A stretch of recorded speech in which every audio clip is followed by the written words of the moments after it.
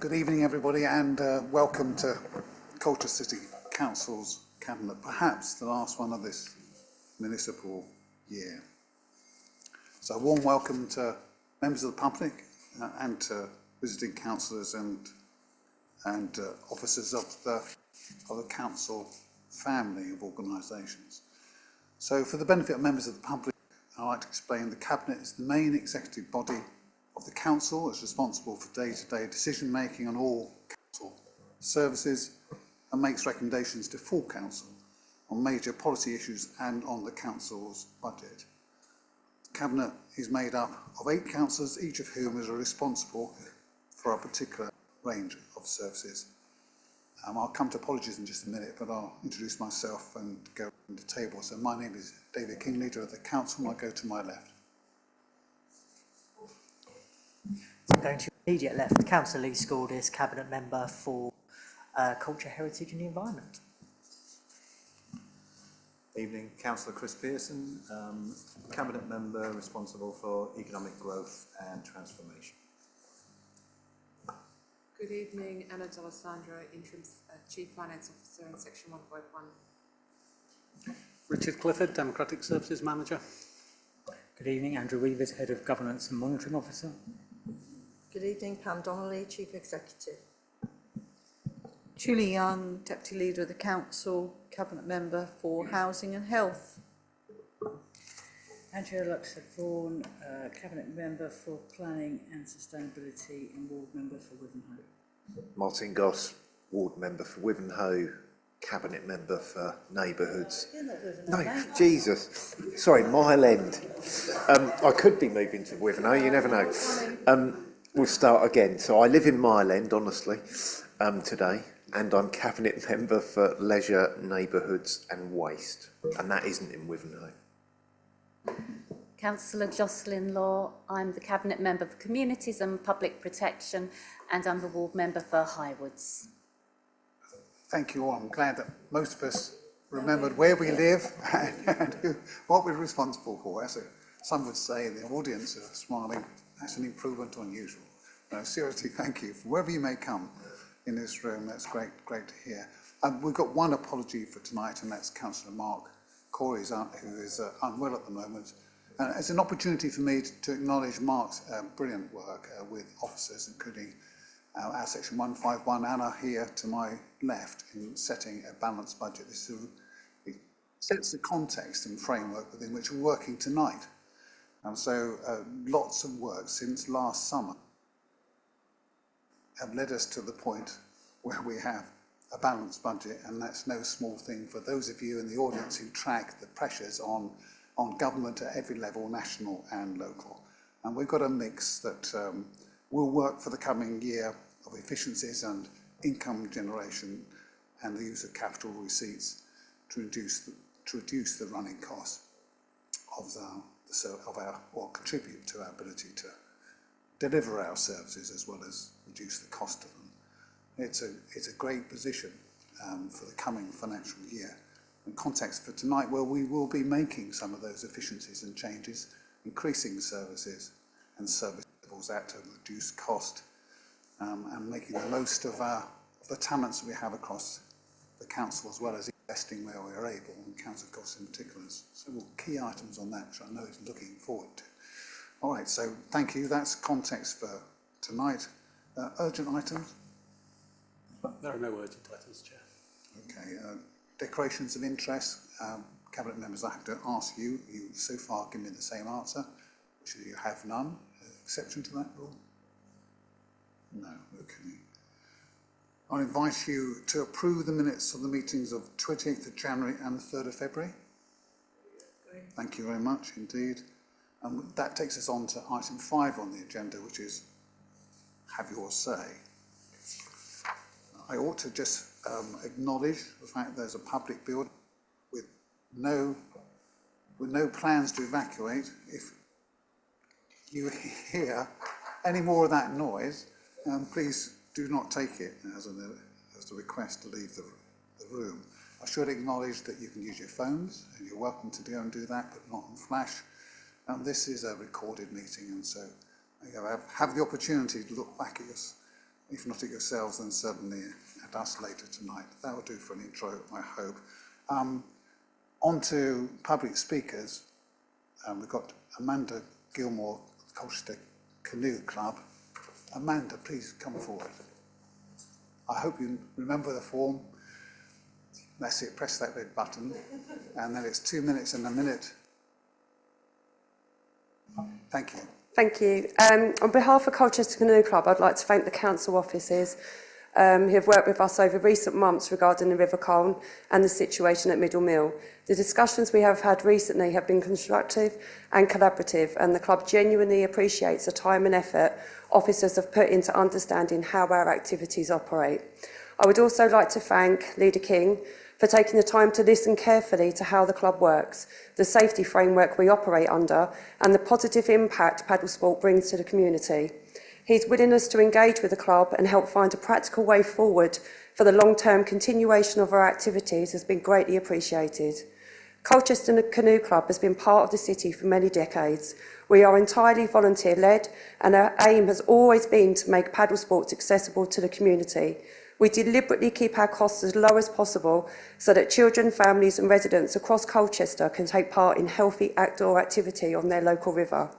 Looking ahead, the club has recently developed a strategic development plan based on the current river conditions and the facilities available to us. This includes working alongside local schools to deliver paddle sport education, introducing young people to the river environment and expanding opportunities for residents across Colchester to take part in paddle sports. We now run a well-attended junior development session called the Ducklings. In the absence of a dedicated junior coaching framework for paddle sports, the club has developed and recently published its own junior coaching framework, is currently being reviewed by the Institute of Sport at the University of Chichester, with the possibility of national adoption. Colchester Canoe Club has safely operated paddle sports activity on this stretch of the River Colne for the past 47 years. In that context, we would welcome the council formally recognising the club as the site operator for this reach. As part of the recent discussions with council officers, we are also grateful for the positive support that has been offered to help the club continue operating. In particular, the council's offer to assist with removing the accumulated silt from the Lido pool and the potential use of the compound area near the cricket club are both extremely helpful. We appreciate these offers and look forward to continuing to work together to develop practical solutions for the site. Colchester Canoe Club is ultimately a community asset. Our volunteers give hundreds of hours each year to support young people, families and residents to access the river in a safe and structured way. We are proud of the role the club plays in caring for and maintaining this part of the river environment. We look forward to continuing to work constructively with the council so that paddle sport can remain a positive and sustainable part of community life in Colchester for many years to come. Thank you. Thank you in return from behalf of myself and colleagues, both for your generous words, but for your patience, you and colleagues here. You do great work. You are at the heart of what we as a cabinet fully support, as people who consider the world around them should, which is a sense of community, creating and developing your part of it, connecting people and giving them opportunities for exercise and for nature. You do all of that as well as try to look after the river. And you've had, let's be frank, you've had a tough time ever since, and it's no one's fault round this table, since the weir collapsed and we were left with the challenges in every sense that created. So on behalf of my colleagues, thank you for what you're doing and for working with our team. I'm glad to hear, and I've cross-checked, that we are, as Martin Goss will, Councillor Goss as well, that you're in the right kind of place and you made the kind of progress you need to help you secure your future, which is what we want to see. So please pass on our thanks to you and others. You're a great example, a passionate example of good action in our community. Thank you.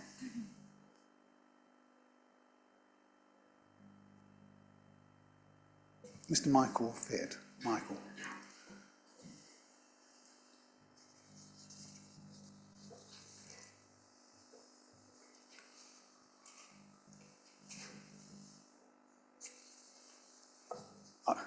We all understand specs at the right time. If you could press the button in front of you, it gives you the power of speech here. You can shout at us, but we prefer not to have that. 2 minutes, a bell, and then a further minute, and a response if you wish when we come back to you. Thank you. Thank you. I am Michael Fitt. I'm Secretary of Colchester Civic Society. Without exception, members say that they're in favour of seeing the weir rebuilt and would wish councillors to consider the following. A weir has been in the same location for nearly 1,000 years, and the banks and wildlife are well established. Changing now what has developed over years will have serious physical and financial consequences during the long time nature takes to settle. The weir has always attracted visitors and sightseers, not only as an historical site, but simply to view the power of the water passing through the mill race.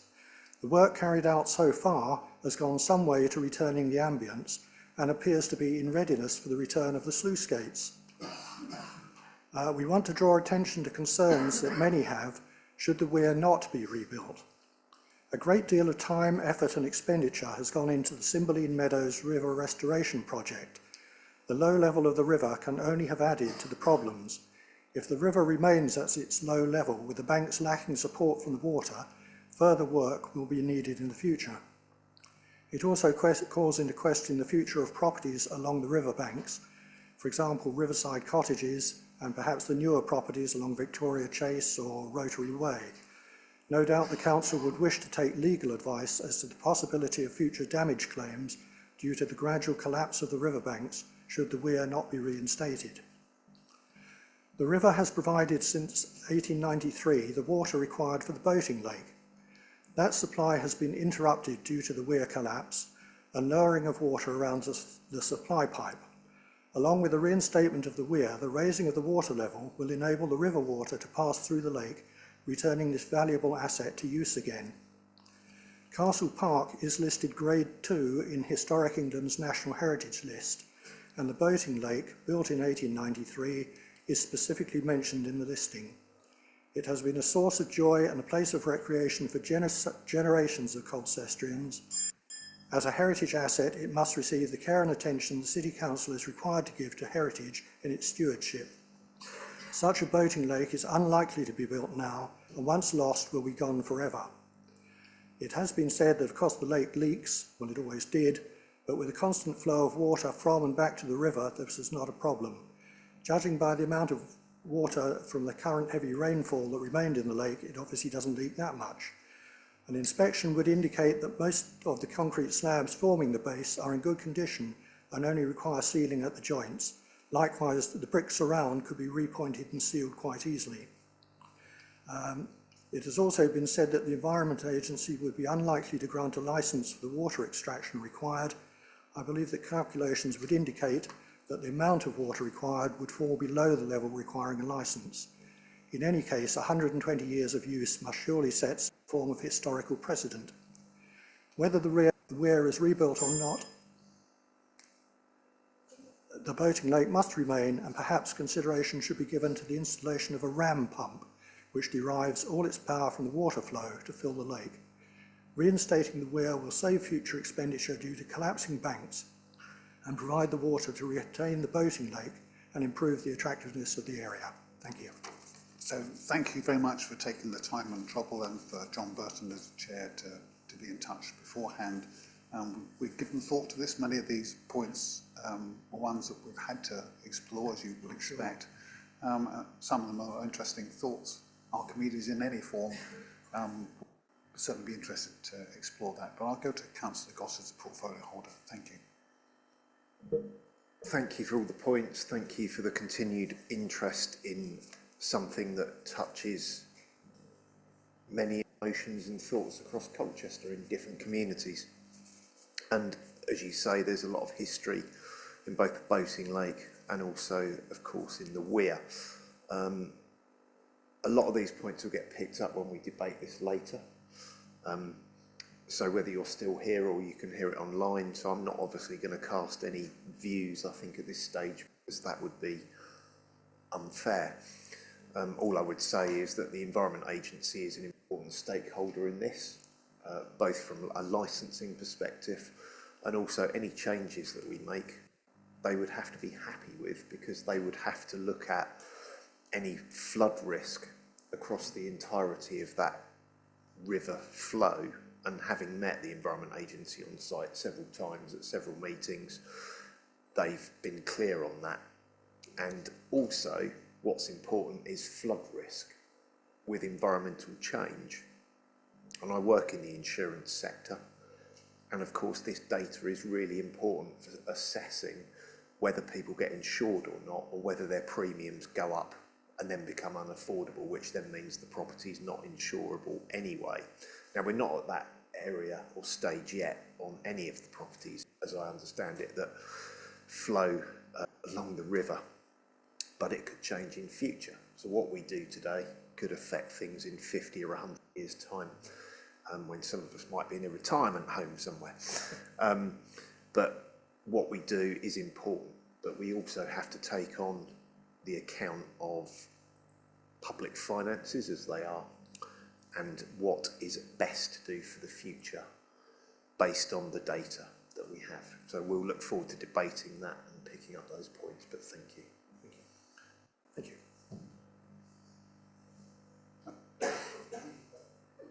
Thank you both. Councillor Mark Gocher. Mark, you know this form only too well. Welcome.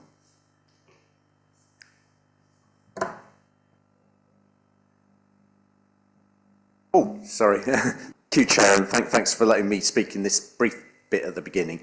It's just to say that I saw the press release about the work that's going to happen with a view to providing Colchester with a better bus station. And obviously I welcome this. It was pointed out to me that the Green Group wasn't mentioned.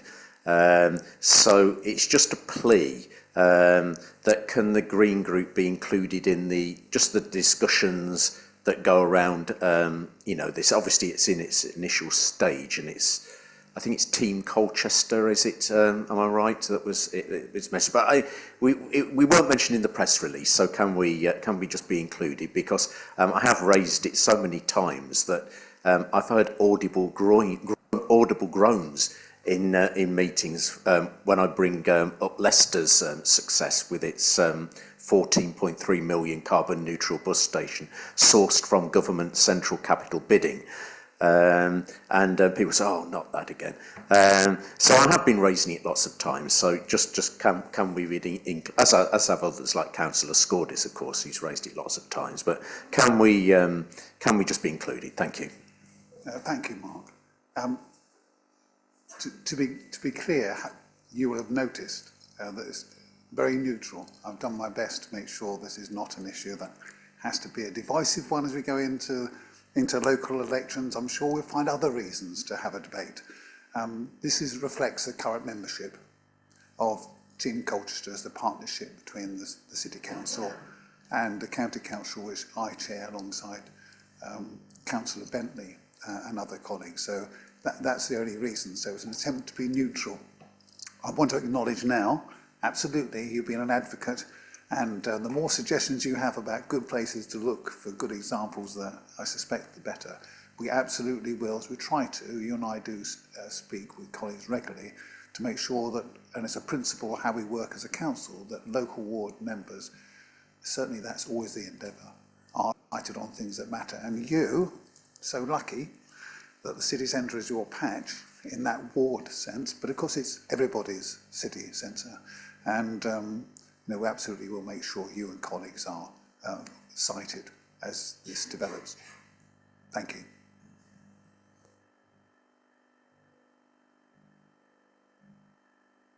Right, thank you. So we go on to the balance of the agenda, starting with governance enhancements for CCHL.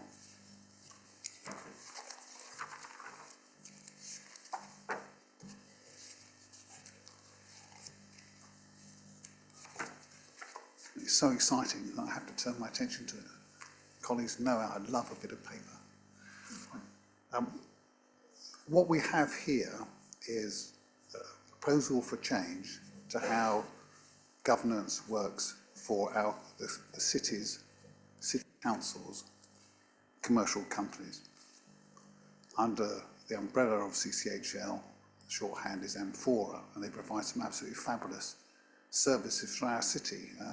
Amongst them, events which draw thousands of visitors into the city centre and generate huge amounts of income for businesses and hotels, as well as a really great set of evenings for those who like music in the Castle Park. And we're trying to do that in a balanced way, I hasten to add, because nothing suits everybody.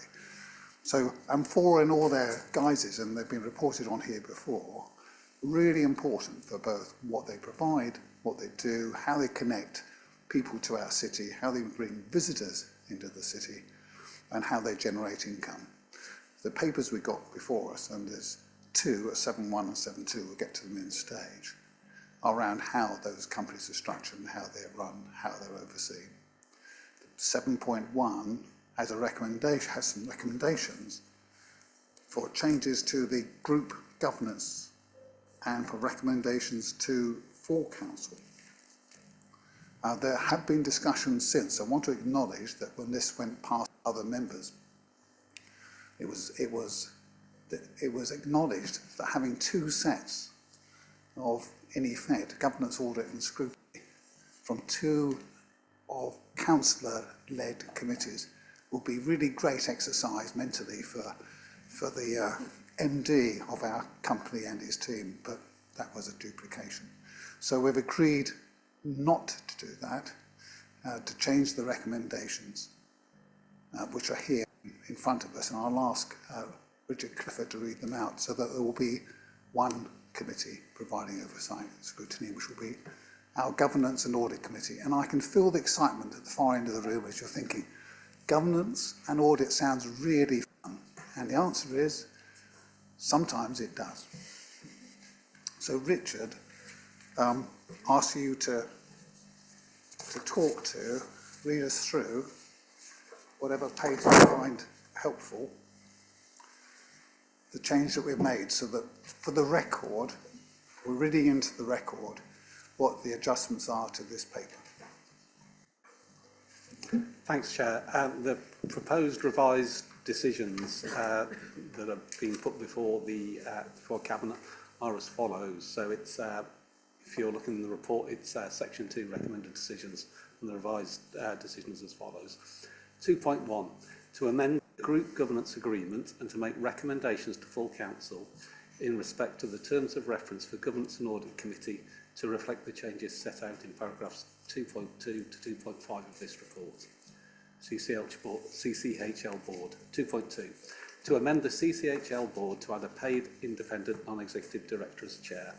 The board will also include the existing 4 shareholder council NEDs and the managing director. The shareholder NEDs should avoid any conflicts with their role in the council, including any involvement in Governance and Audit Committee. 2.3, amend the Group Governance Agreement so that any requirements for council approval upon CCHL matters are also applied as requirements in relation to CCHL subsidiaries.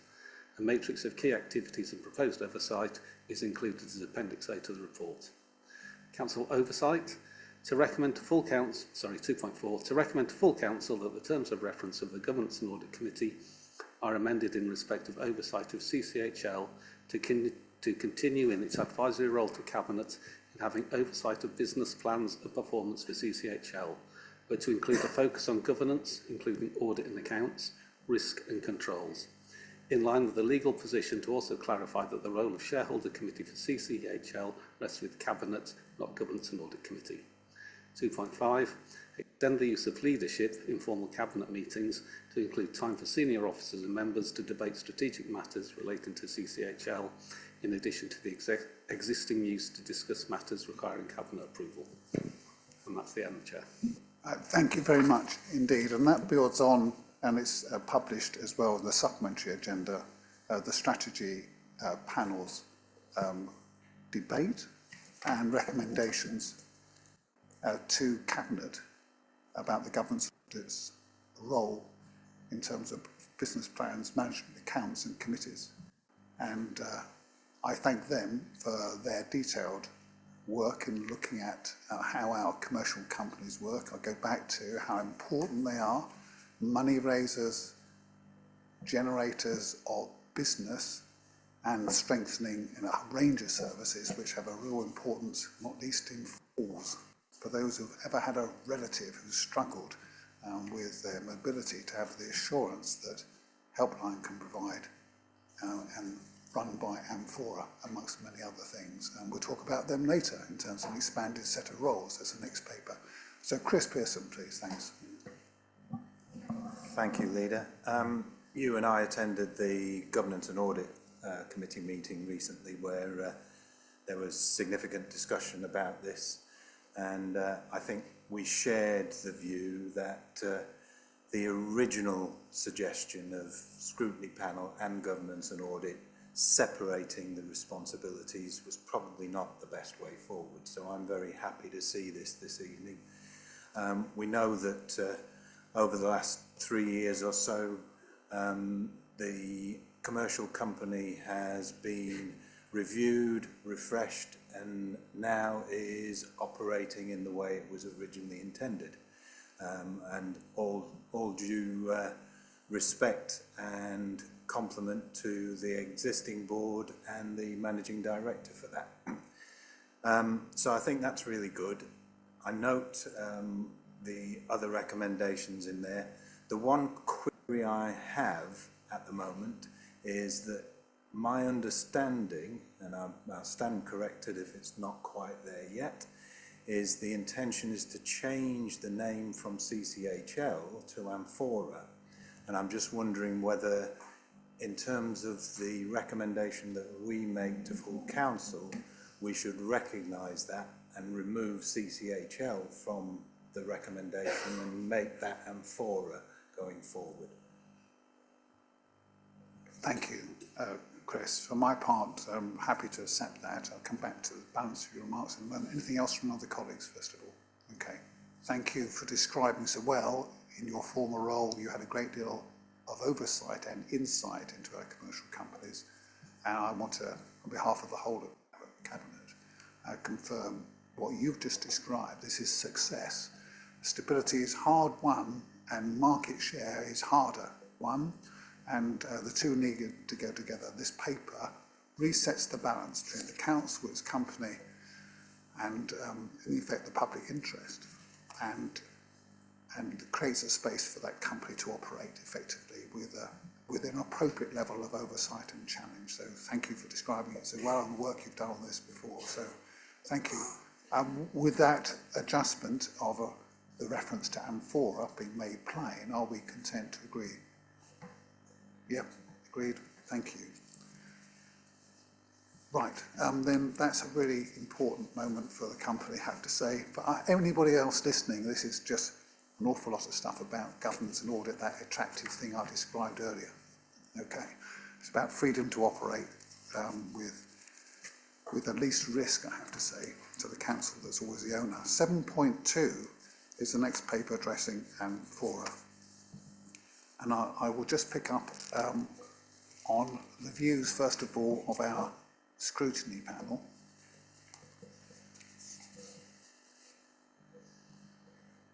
On the 3rd of March, did touch on the, sorry? Oh, thank you, governance and audit, of course I had remembered that, thank you. Who have had the appropriate in-depth conversation and are supportive of the paper that we now have in front of us. So I go to the heart of the paper, subject to views from colleagues. This is around ensuring that we are tax efficient, that we also recognise that the legal frameworks within which companies have to work if they're owned by government have to distinguish between services provided to the council and trading status. This paper describes that. I won't take more of your time than necessary, other than to just refer you to it. The recommendations are described are to set up Amphora Services Limited using hyphenated business company Kale, taking account of best expert legal advice and guidance, as you would expect, to revise the framework and to secure mutual trading status for Amphora Services Limited. But as I say, at the top level, this is about making that distinction that we must make between services for ourselves and, of course, what we encourage as good for the company and good for the city, which is services for others, and we can see that happening already across North East Essex and beyond. Are there any particular points any colleagues would like to bring out about this paper? If not, then I draw your attention, as I have, to the recommended decision. Are we content to agree? Thank you very much.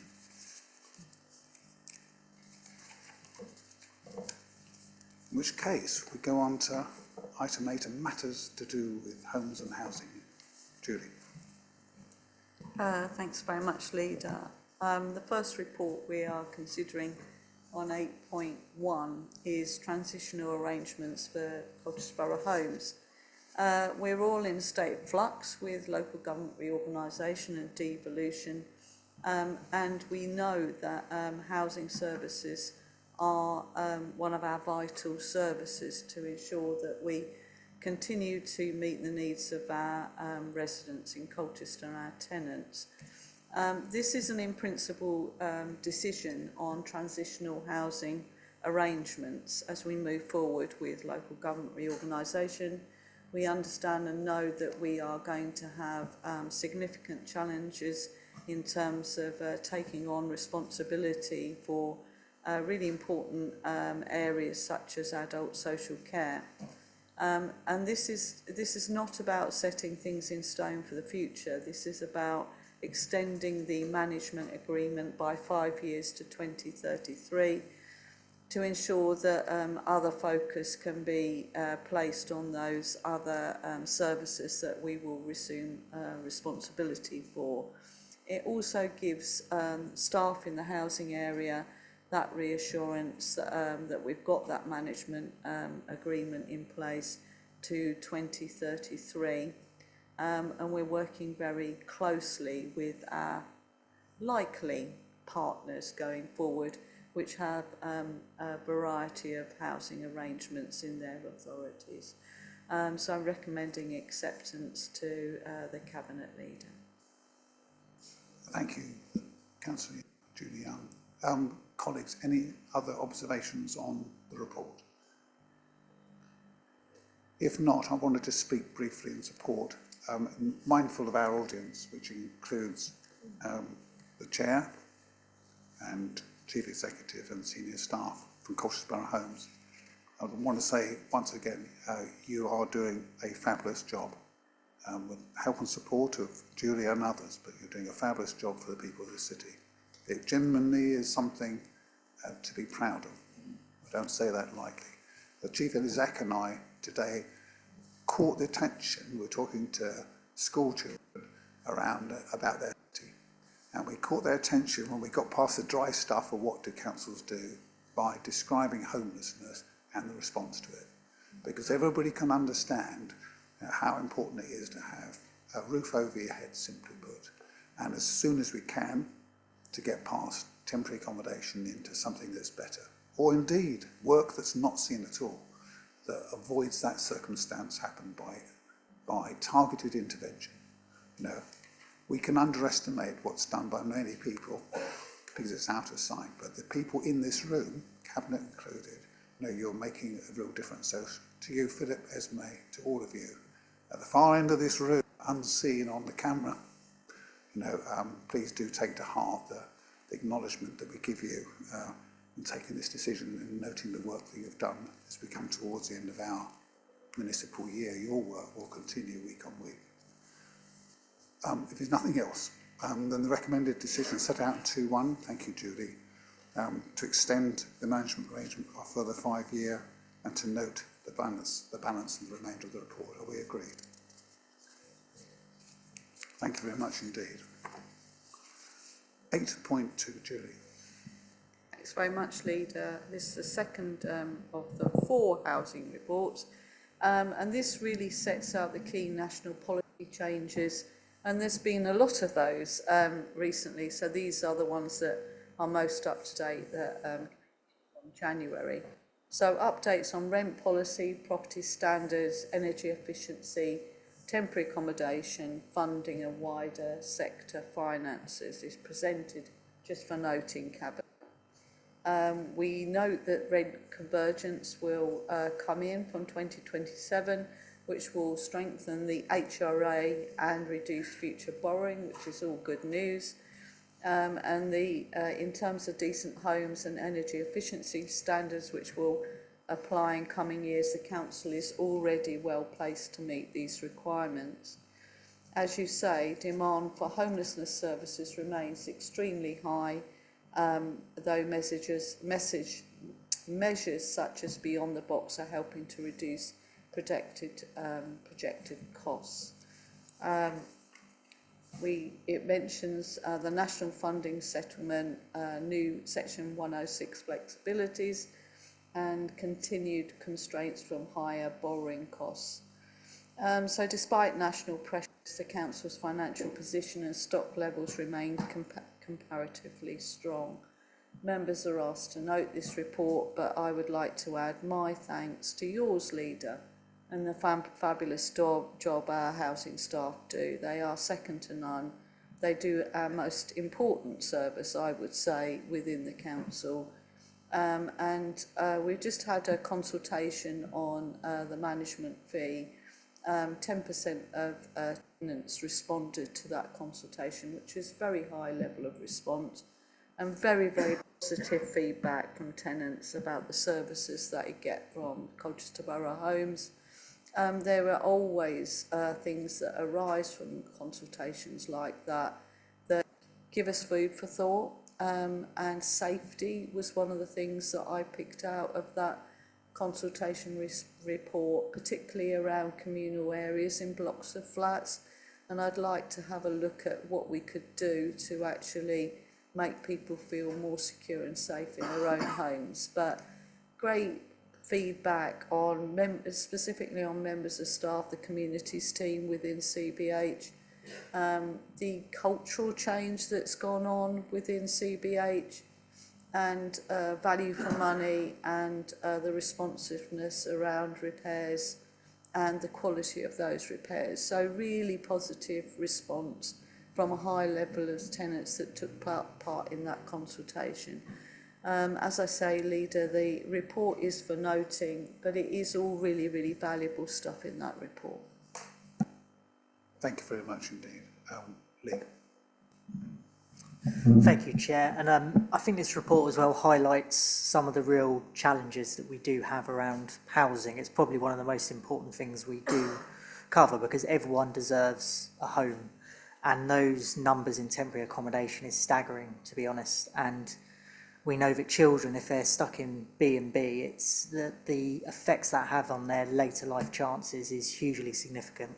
And we've obviously done fantastic work working with student accommodation to give people much safer accommodation and more suitable, but also allowing them to attend their local school, because sometimes we've had to send them to B&Bs in Ipswich and further afield, which just isn't workable, but was where we were.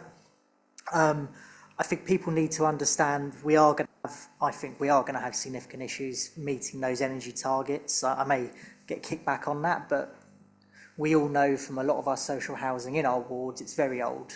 I know in my ward, we've got Stephen Cranfield Close, which at times I think it's probably actually, if we could come with a workable plan to knock it down and build again would make sense, because it's not even built for the central heating, in lots of damp issues, and that's nothing to do with CBH, that's just the way they were built before we were aware of this technology. So it is going to be difficult, and there's a lot of challenges moving forward.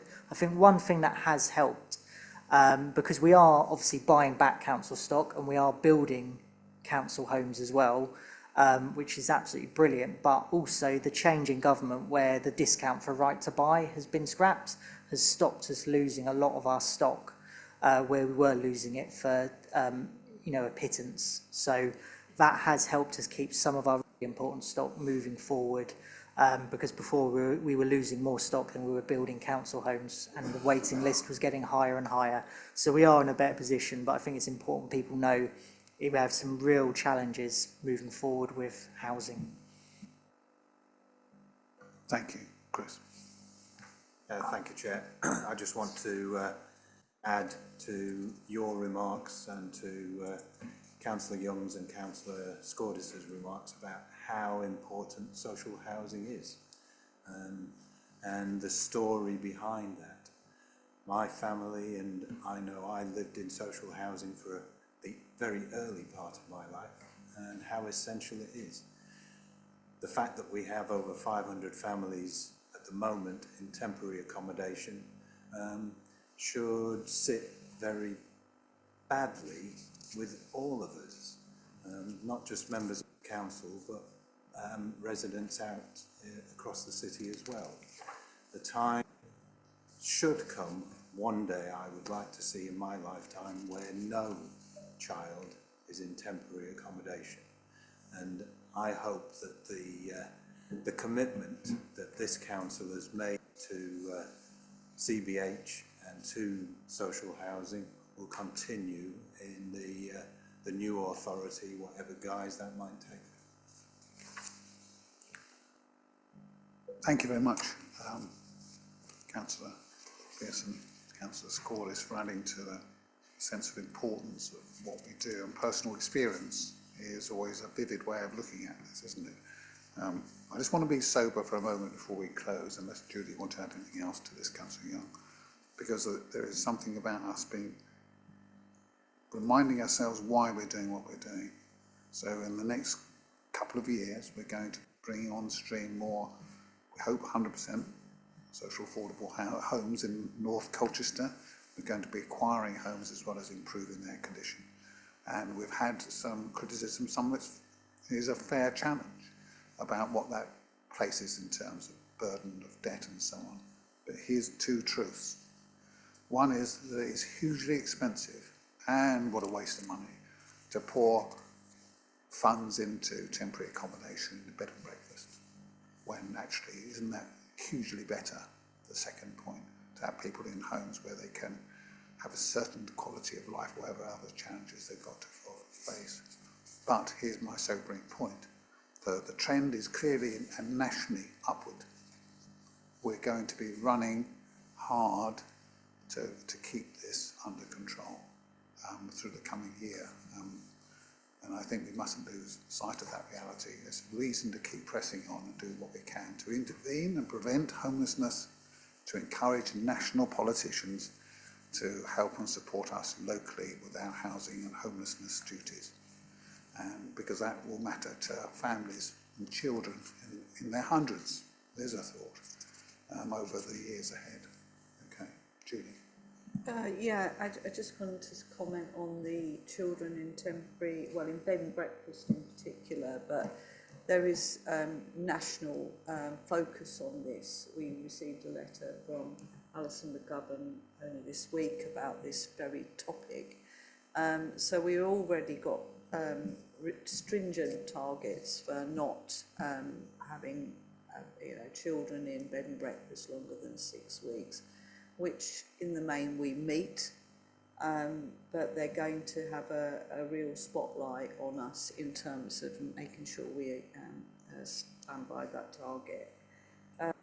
As for all the reasons that Lee has mentioned about the impact that has on children's learning, in terms of the energy efficiency standards, we've got 90% of council homes which are already rated EPC C or better.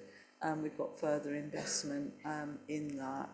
And rightly so, Chair, you or Leader, you mentioned the 65 acquisitions which we signed off in the budget, 350 new affordable homes at Northern Gateway, and yet to be determined, but potentially 136 new social housing units as phase 2 in Heart of Greenstead, but we're yet to do that piece of work. So we have a big ambition in terms of providing additional affordable housing in this city, and it's right that we do, because people need a roof over their head, which is safe and stable and helps them to thrive. Thank you. Julie, the recommendation is to note, I believe. It is. Are we content? Thank you. Next, one of your please, Julie. Yes, this shouldn't take too long, Leader. This is for Cabinet to agree delegated authority for me to sign off on new contracts and expiring contracts that require procurement during the period 2026 to 27. These are significant contracts as they are expected to cost over 500,000, but this is part of our housing investment programme. If we agree this delegated authority, it does streamline delivery, so I'm asking Cabinet to allow that decision to be made. We content. Thank you very much indeed. Thank you, Councillor Young. And we have stair lifts to go to next. Gosh, it's exciting. I can feel the frisson around the room. Okay, Judy. I feel as if I should declare a vested interest. I struggle up the stairs these days waiting for my hip replacement. But yeah, so this is about the stair lift contract, proposing to sign a 4-year period, from April 2026 for the Stannah stair lift service.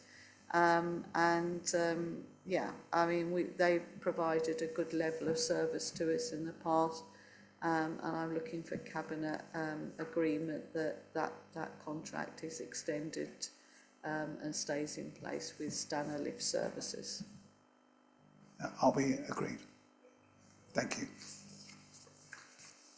Right, for a change, just to mix it up, I'll go to Councillor Pearson to talk us through item 9.1, which is key performance indicators. All right, Martin? I thought for a moment there you wanted to introduce this. So I'll start by saying I'd just like to thank Jane and Tizara, two of the officers who've been very involved in assisting in putting this together, and also all other officers who've been involved in putting the monitoring figures together. This report, in just about the same guise that it's before you this evening, has gone through scrutiny panel. Scrutiny get regular feedback from me on the key performance indicators over the year. There have been some challenges about how those operate. I know that KPIs are not everybody's cup of tea, but it is important that we have some indication of how we're doing and what we need to do to ensure that we're doing as well as we should be. So the KPIs also go to underpin the city's strategic plan, and the strategic plan will come to an end over the course of the next municipal year. So this will underpin the new strategic plan for Colchester City Council. So there are recommendations that we approve this framework. Basically, the framework separates targeted KPIs from monitoring KPIs. So they will now be in two parts. There's explanation throughout the documents. I don't propose to go through the whole thing. Targeted KPIs are around public protection, estates, health and safety, planning efficiency, customer services, housing and environmental outcomes. There are also other metrics that the council uses and monitors and looks at to assist in the work that it does.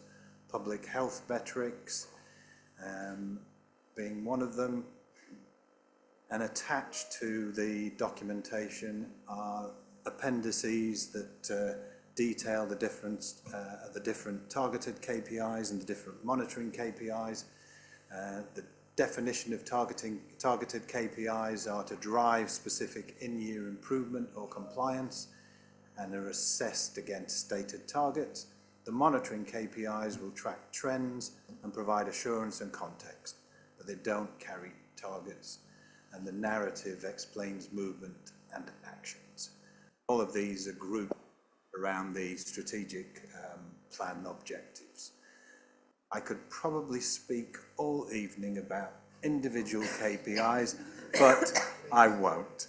So at that, I think at that point, Leader, I'll leave it to any other comments or questions.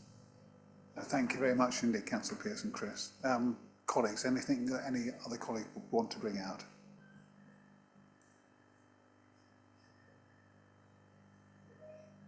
There's a hesitation running. Is that the feed? Are we okay? All right, okay. All right. Well, look, this is an excellent report, excellent work. I think it'd be fair round as out, Chris, just to say that we benchmark, we set our targets and our observations about what we should do.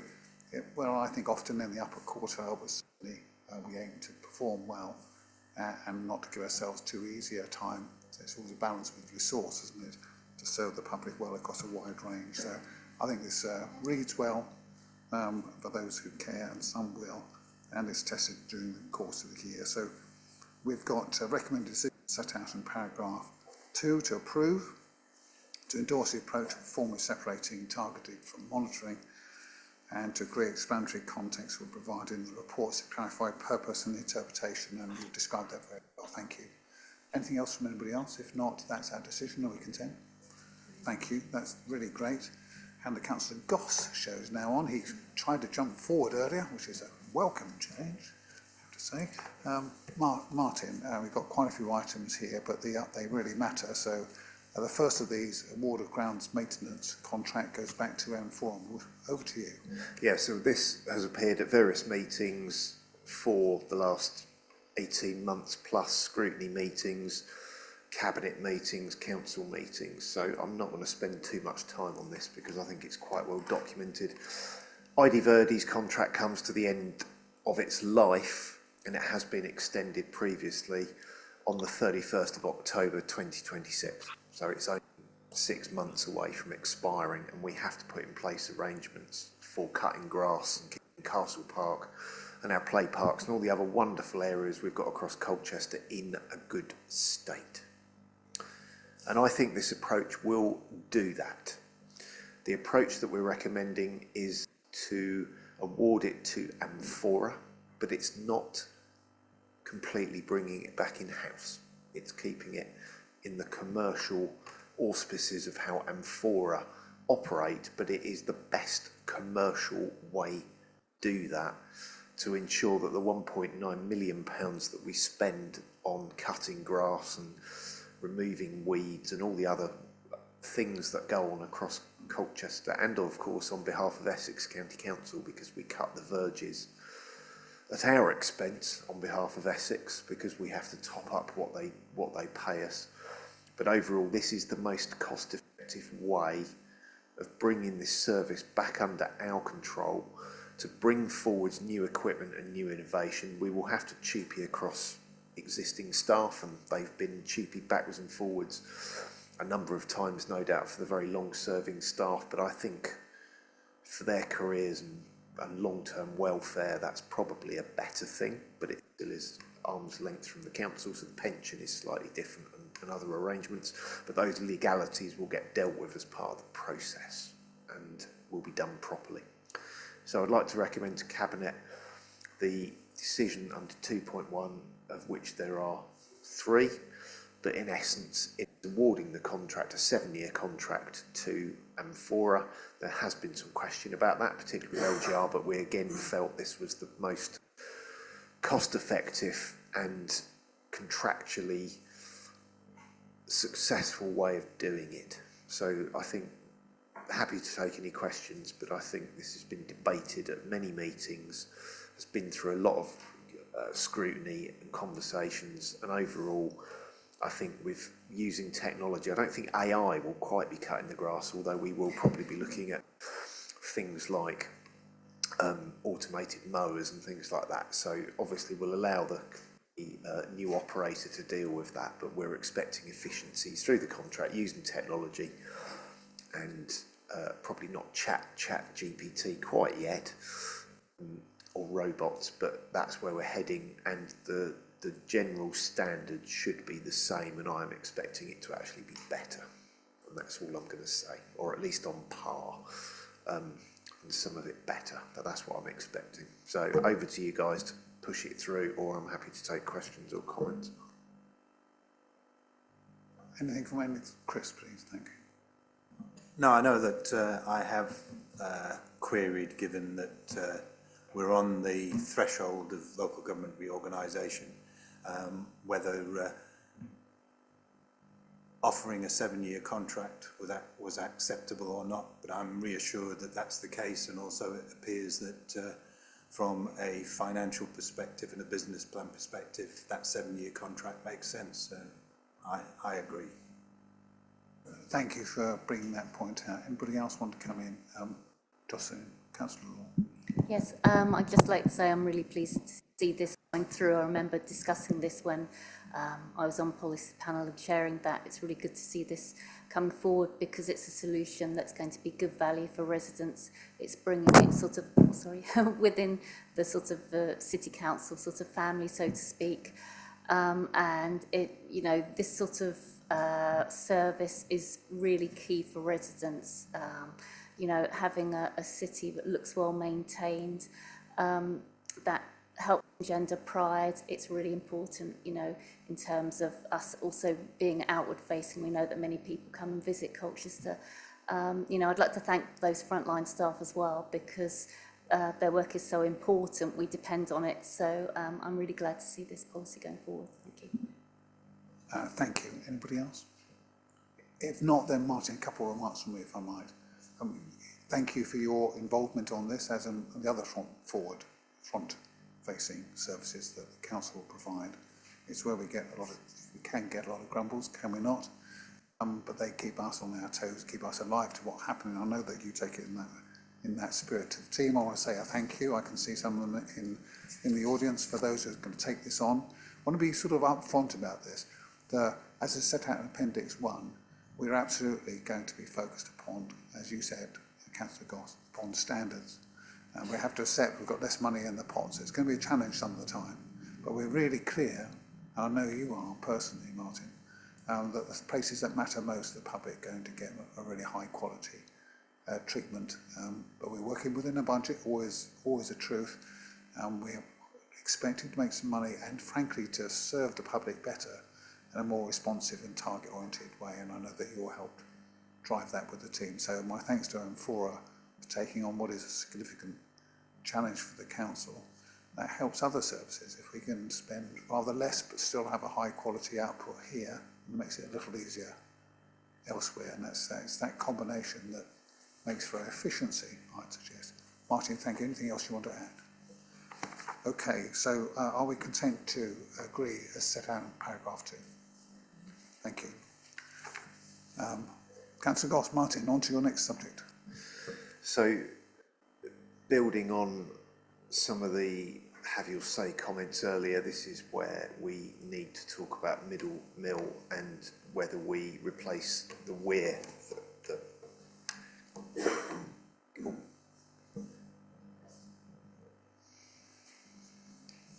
That's right.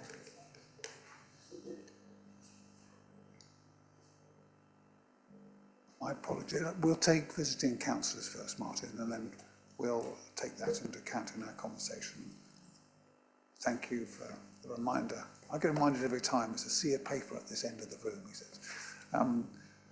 Councillor Kimark Foglu and Councillor Mark Gocher. So, Kimark, if you'd like to come forward first, please. Thank you.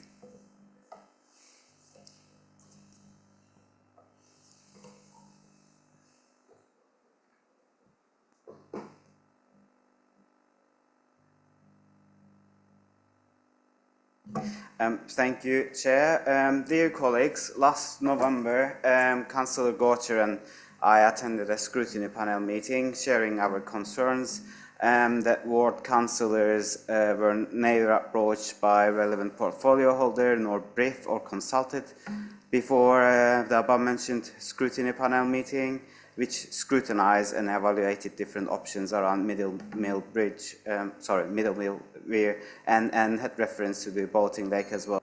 As a ward councillor, I requested that scrutiny panel support ward councillors' appeal and ensure that we will have a proper and detailed report on the condition and performance of sluices down the stream, ecological impacts, as well as the status of river banks, whether they are walled or not, endorse the creation of an active river restoration scheme and monitor all ecological changes as recommended by Colchester Natural History Society, support residents associations' request for additional meetings with environment agency officers and ensure that reports presented to residents as well as councillors are not full of technical jargon, request a financial breakdown of ECC's contributions for all the surveys, patrolling and fences we installed for securing both the bridge and the weir, and recommend that Canoe Club and ward councillors received an extended invitation to all relevant consultations and briefings. And there was also a further point on council should not treat remaining parts of weir as scraps from demolished derelict building, and if council decides to not build a wildlife-friendly weir, we must at least engage with local artists for a reconstructed monument. Many thanks to panel members' vocal support, particularly from councillors Rippingale, Smith and Laws. The panel unanimously agreed and recommended the Cabinet that the environmental impacts of its decision-making continue to be monitored. The Cabinet considers the situation regarding the boating lake, ways to support Colchester Canoe Club, options for better access to the column be considered, and consultation and communications regarding Middle Mill be improved in future. During November's meeting, leader of the council also gave his word and provided reassurances that we will all be listened and engaged. And I'm glad and thankful for the fact that Canoe Club was approached since then. I also noticed that in today's report, Exo Environmental are currently progressing the feasibility study for the fish passage at Middle Mill with an estimated completion date of 2nd of March 2026. However, I couldn't locate their findings. My question tonight is for the portfolio holder. I would like to request an update on the works carried out based on scrutiny panel's recommendations, as I cannot find some of the information or regarding the recommendations made by the scrutiny panel. And it seems like scrutiny panel's recommendations, which were supported cross-party, are not being fully implemented. As ward councillors, we did not receive any invitation or briefing since then, and this is disappointing and also a sign that we are failing to uphold scrutiny's recommendations. Lastly, I want to complete my statement by quoting an email I received from a residents group representative. It's their words. "It is more than disappointing to read of council's lack of consultation with our ward councillors over items such as Middle Weir and the boating lake. It seems rude and unacceptable for our ward councillors to be ignored and sidelined." Thank you.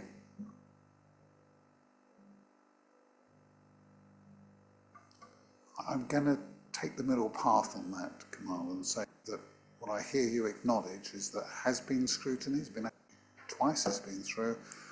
The council has a choice about this. Scrutiny can ask and we serve the process. You were there, you know that that process was served as thoroughly as we could, very openly, on the facts that were available, certainly then, and I'd like to think since. I certainly kept in touch with the chair myself personally to make sure he feels cited. And you and I are part of a small group that occasionally meets. I absolutely accept its headline, but we share headlines about where we're at.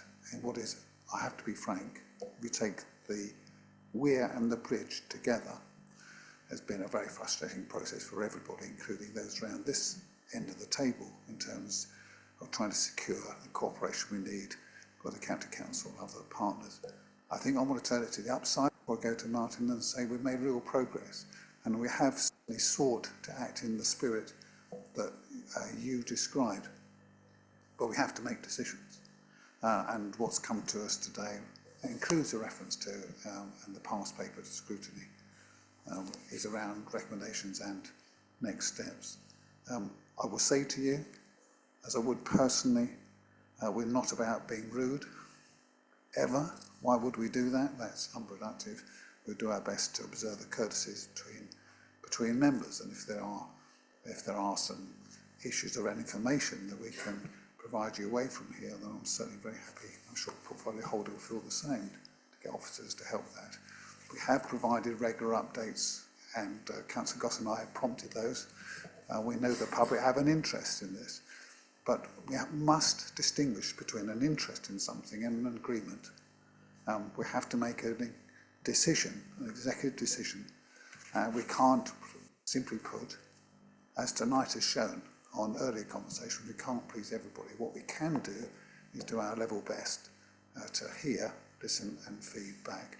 The decision on the boating lake is not for tonight. Any information around that, I'll ask the portfolio holder to make sure that you are cited on this, that you are given access to officers. I don't know where this will land, if I'm honest. There's some new suggestions from civic society in the run-up to tonight, and we need to have a look at those as well. So I put that to one side. It is connected to the conversation tonight, but there may be other ways round of looking at the future of the boating lake, which many of us feel a fondness about, but that's not tonight's decision. This is around Middle Mill only, and it's got a rather richer picture, I suggest to you, than the way you describe it, but I understand that's your take. I'll go to Martin. Yeah, I think there are three separate issues here. There was the bridge, there was the collapse of the weir, and then there was the boating lake. And I think we're in danger of conflating them all. They are separate issues, very frustrating, and frankly, it's all taken far too long to get resolved, but we are now on that path. The bridge is there and open, and I think overall, other than the missing Fishgate, which is being dealt with, I think it's there, and I think the public appreciate it. We're working with the Canoe Club, and it has been challenging, I'll be frank, for both parties, and frustrating at times, but I think we're in that happy place. And as David alluded, it's impossible to please everybody all the time. We had regular comms going out, blind copy, so that we could stop the crazy, ridiculous reply all emails, which doesn't help communication, because that causes frustration and conflation of issues. And I think overall, I think we've tried to find a medium way through this in the governance framework of the council, and we can't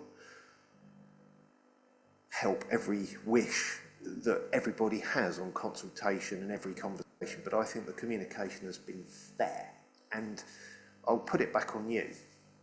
You as a councillor have the ability, like me, to write to any officer in this council to ask for information. You don't have to wait for meetings. You don't have to wait for public meetings. You, at any point, can ask Mel or me for information, or Lee or Chris or David, or the town hall clerk or the chief executive. You have as much right as I do to ask questions and get information, and you are entitled to it. So my point back to you is, if you don't feel you're getting information, you shouldn't have to wait for a public meeting or to have a public show, so it's on record or in the Gazette. You can ask for that information at any time, and I would push back on you that you need to do more of that. That's my view, and you are welcome to that information. Obviously, if stuff is commercially confidential, then obviously that is restricted if it's in a contract, and we can't obviously publish what something costs, but most information is available. So I think, in fairness, we have held the spirit of what was requested. We just need to get on and make decisions now and stop talking about these things and actually get on and deliver for Colchester and make a decision and get on with it, because the longer we navel gaze and prevaricate over such matters, costs keep going up. We've got a war going on, and guess what? Everything's going up in price, and this will probably affect the cost of some of the council's projects somehow, especially if there's tarmac or something, because it's got oil in it. So we've got to get on and make a decision. We will have a thorough debate tonight, and the boating lake we will see more on with some thorough options, hopefully in April. and again, that is pushed regularly. Obviously, we'll be in the election period, but it will fall out the other side of that, and some decisions will have to be made. And again, cost will be a factor in that, no doubt. Cost will be a factor. So I'll leave it there because we've got a lot to get through on this subject. It's important, it is emotive. Thank you. Kamal, did you want to come back? Yes, thank you, David. I want to thank you personally for your resilience, and I also compliment all the work that Council did around Bridge, despite ECC. Yeah, as I mentioned, I'm here tonight not to make a show, but voice my residents' concerns and also chase the promises and commitments previously made, and I will conclude there. Thank you very much, David. Thank you. Mark, please, Councillor Goetsch, please, thank you.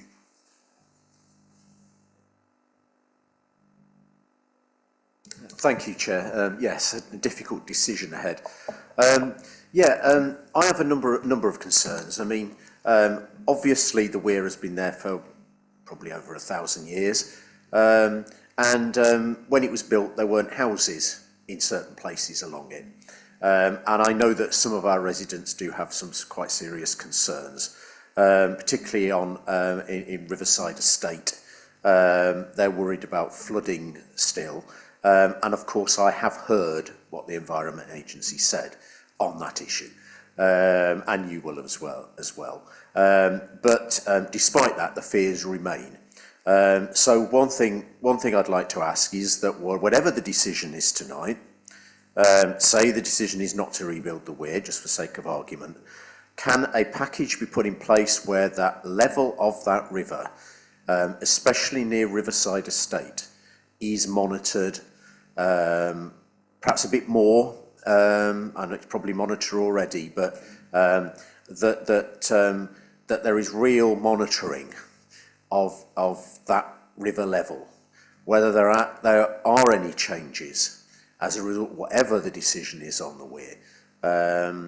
Because I have seen maps which suggest that parts of Riverside Estate are already, even with the weir in place, at risk of flooding.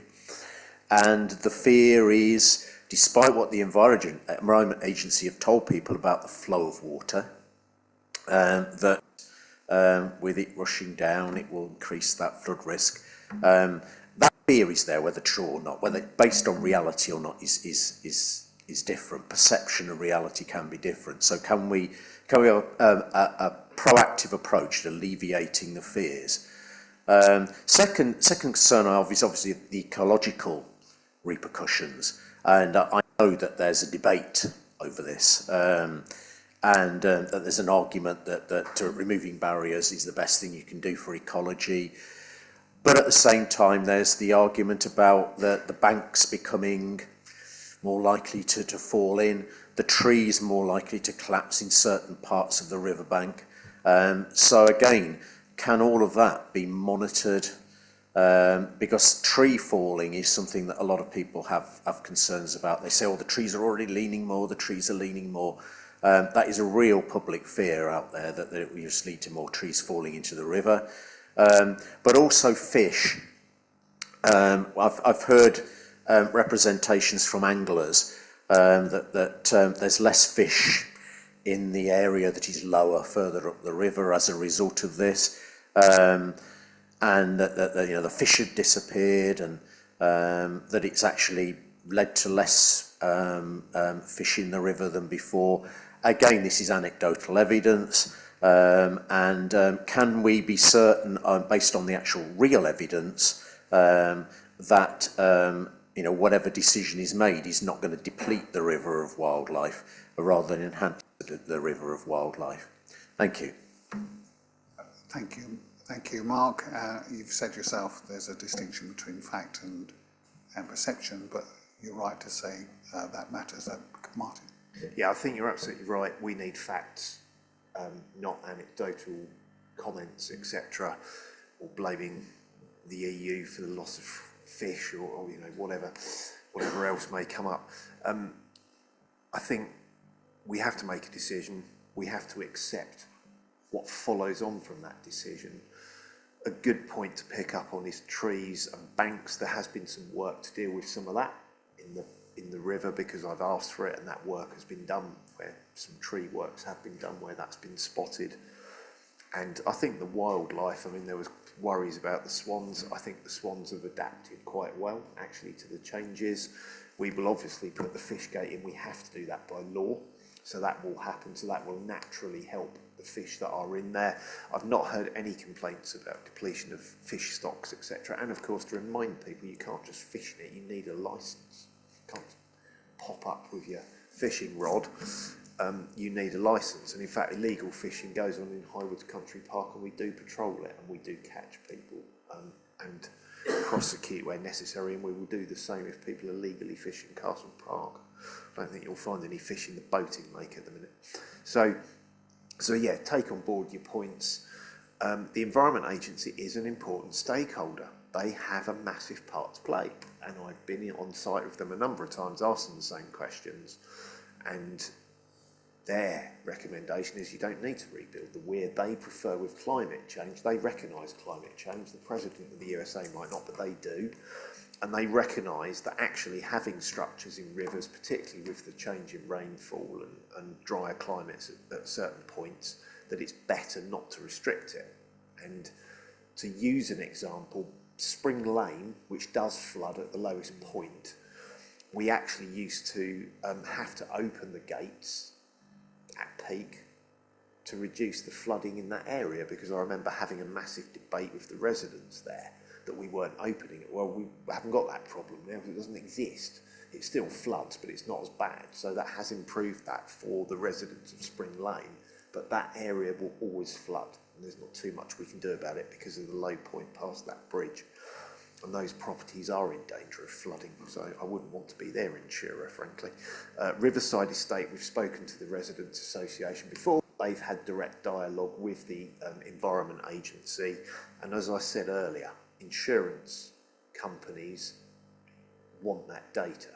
They use that data and the flooding risk to feed their policies for their underwriters to make decisions about policy wording, premiums, and whether they withdraw insurance. And that area is not in danger of that at this stage, and I don't believe the data shows that, and that data therefore exists because insurers request it, because they buy it in. So it's there to feed insurers. It's really important stuff, and I don't think people realise that. So all of that is in place, it is there, insurers insist on it, and the Environment Agency probably makes money out of supplying it to insurers as well, because it's data, and they probably sell it to the insurance industry. So I hope that's covered the points, and I welcome any fact and any data on fish numbers or whatever you might have, because we do need to look at it, and we will take that away. Thank you. Thank you very much. Just a couple of observations I have heard that health of the river in terms of fish is said to be better than before, less loss, but I think we've got to just perhaps take an action away. Officers are listening, and Mel's up the far end there, got nothing to do except add this to the list.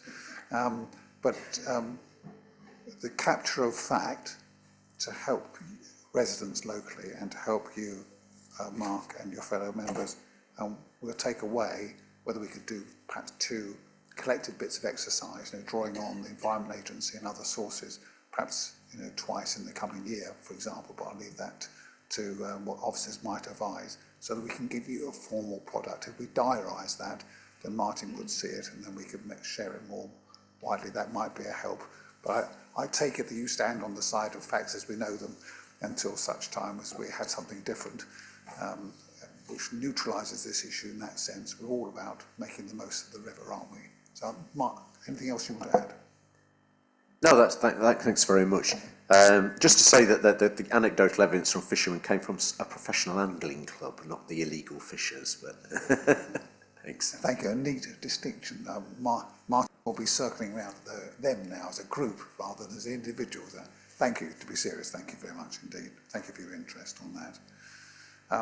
Right, then I think what we need to do here is open up the conversation around members. If I start us off with facts, as well as feel. So on feel, who didn't love the Weir as it was? It was a fact of life, and many of us enjoyed going ourselves, taking children or grandchildren there, because it was, you know, just a great sight to see the water cascading down.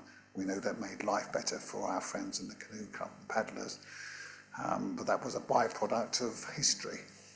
We're now all having to adapt. We've got a choice to adapt or not. That's the recommendation in front of us to what's happened since. So emotionally, I think we all would completely get why people might want to go back to the past. We're a city that loves its heritage and does a fabulous job, I think, in the circumstances of showing that we do by putting money in where we can. But this is a really significant bill. It's not going to help the general state ecology of the river. That much of evidence is clear. Respect alternative opinions on this from civic society and for others.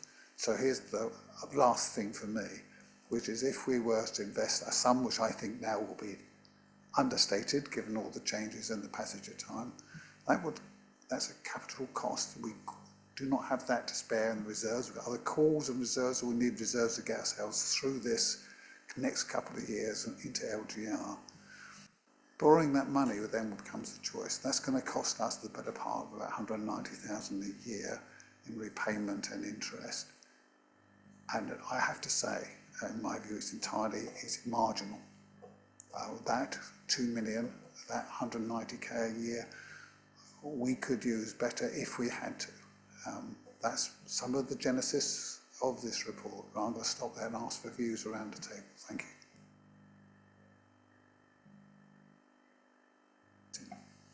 Yeah, so having consulted the Environment Agency and just dealing in fact, there is no reason that we need to rebuild that weir from an ecology point of view. And the Environment Agency, although not the decision maker, are happy that we don't rebuild that. Now, that has implications. It has implications for filling the boating lake, but that is not on the agenda tonight. But it's something we need to be mindful of. We will get a report on that post-April, post-election, of the ideas. And actually, the public have been asked to submit ideas, and they have. And you know,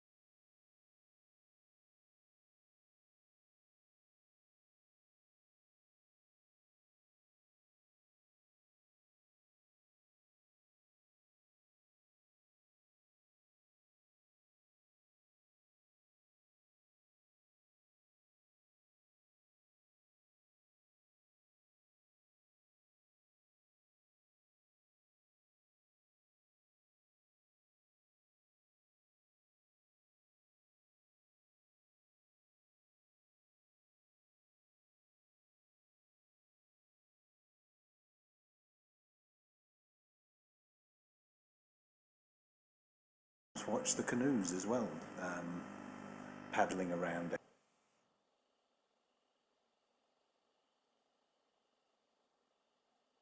But if the Environment Agency, who are responsible for the river, let's just make that clear, it's not Colchester City Council, it's the Environment Agency that are responsible for the river. If they're saying to us that there is no real risk and that in fact allowing the river to naturalise again is probably the better way forward, then I don't feel that I have the expertise to challenge that. I also think that the cost of rebuilding the weir, one, is prohibitive, but two, what would we be rebuilding? You know, whatever we were to put there wouldn't be what was there when it collapsed into the river. And we have to recognise that the world moves on. None of us want to go back to horse-driven carriages. None of us want to go back to coal-fired heating in our homes. We have to move forward. We have to move on. And the historian in me, yes, wants to preserve what should be preserved, but I don't feel that this, well, it's not, we're not talking about preserving, we're talking about rebuilding. So I think in this instance, I don't see any sense in spending the amount of money that's been suggested on this project.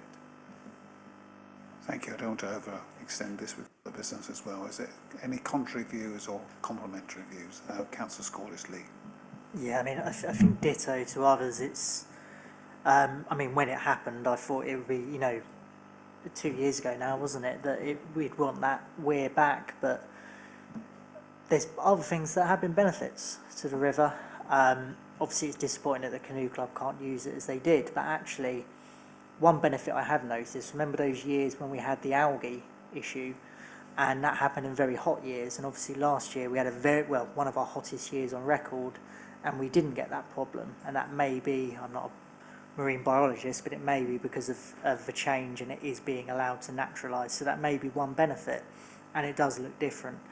I mean, I don't understand the concerns that were raised about the barriers falling down. I don't think that is, obviously we need to check that is all secure, but I haven't seen that. We've seen the hive naturalise, and there was an issue with Fieldgate Quay, but that was very different. That was more that we weren't keeping an eye on one hole there that caused a big problem. But yeah, I think it will be missed. It's a lot of money. I think, as you say, it has been repeated that this is money that we need to spend on housing and other issues. And from a heritage and culture perspective, people don't come to Colchester just for the weir.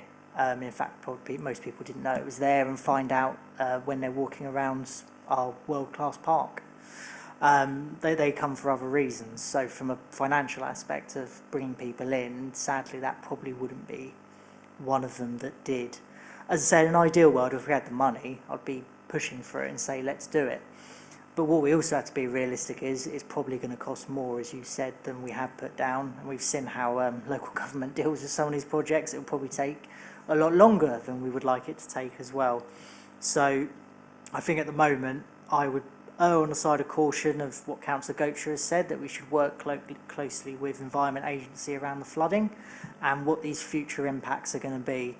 And let's make sure that this relationship with the Canoe Club continues, and however we can help them continue doing the fantastic work they are doing. As I say, they are volunteers, they're giving up their free time, and it's a really good activity that we want more people to take up. Right, thank you. Any other observations or remarks? Councillor Goss.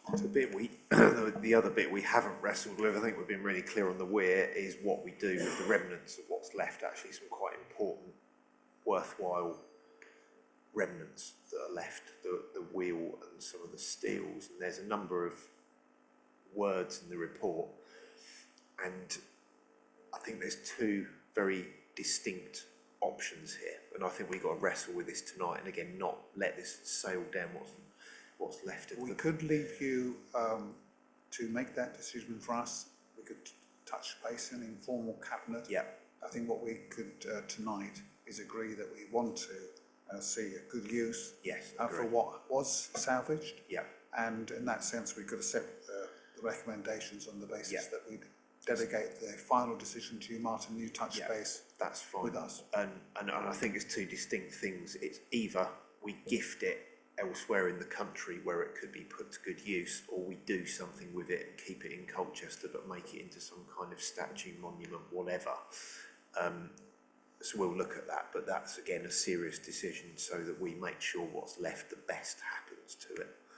I think we can agree that we want to see the best use made. Until we've bottomed out exactly what that means, then I think we could just stay with that if colleagues agree, and leave you, Martin, to lead on that. In which case, if that's all on this item then, and I'm really want to sort of say for those attending, thank you again for coming and your interest in this, your representations. We seek to be thoughtful. I hope you get some sense of this. We've been around this a few times. A great deal of work has gone into this. But the final decision, given the circumstances, ecological and financial, that are described in here, the recommendation, the decision for us is to rebuild or not. The clear consensus, I think, from what I'm hearing and from prior conversations is, given the description of benefits as well as disbenefits of build, that we are not going to recreate the weir. Do we agree? Okay, and formally for the record, do we agree we give the portfolio holder discretion to seek the most productive use of the residual parts of the metalworks that have been salvaged? Agree? And for the record, we agree that we will give every support we can to the canoe club, to the paddlers, in terms described already in the report, but including seeking to find pontoons downstream. Now that's a conversation we want to open up and confirm here. Do we agree? Okay. Is there anything else we need to do, Martin, on this item? All right, thank you. I'm conscious it's 7:30. We've got quite a bit to get through. I'm going to give you a 10-minute break and then we'll come back and crack on. Thank you for those attending in the public audience.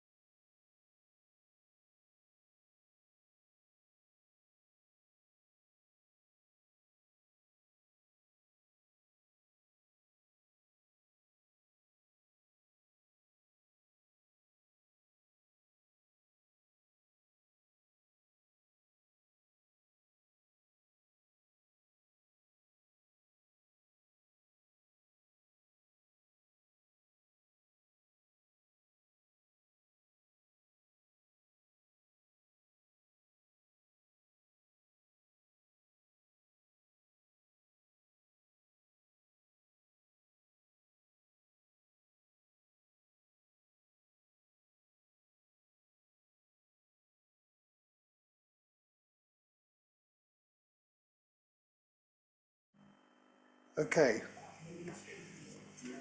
Matthew, if you'd like to get us going.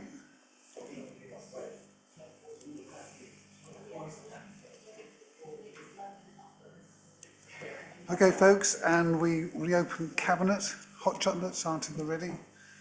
Councillor Goss is on to item 10.4, 10.3, I beg your pardon, I'm racing ahead, and which is another really significant thing, all about one of his favourite subjects, which is bins. Martin.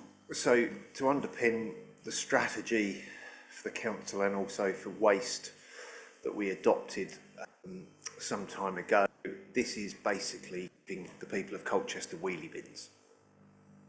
I don't think we need to have a massive debate on this because, again, like some of the previous items, it's been through scrutiny, it's been through public consultation, it's been through the residents panel.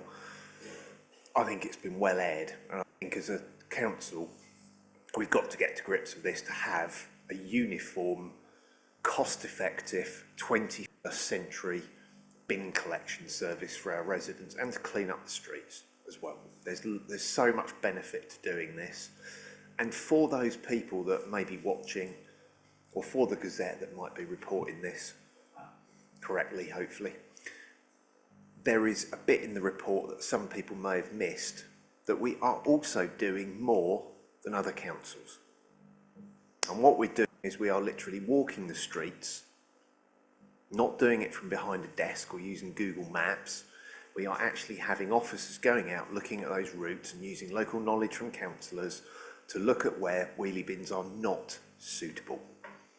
And at this moment in time, 1.4%, to be really factually correct, are not suitable for wheelie bins because it's terraced housing, or the road is not wide enough, or there is no front garden, and we are not going to have wheelie bins sitting permanently on pavements. And actually there is legislation that we are starting to enact, just so that everybody's clear, and we are doing it in Mile End at the moment. If you keep leaving your wheelie bin out, you can be fined. You can be given a fixed penalty notice, and that legislation has been adopted and is now Colchester City Council's policy, and we are now using it. We'll educate, and if you don't comply, you will be fined. So again, for those worries that we're going to suddenly look like Wheelie Bin City, not Colchester City, that won't happen because it's going to become very expensive for those that are non-compliant. Now, it's thought that it could be up to 2% of streets are not going to have wheelie bins and will remain on the existing system.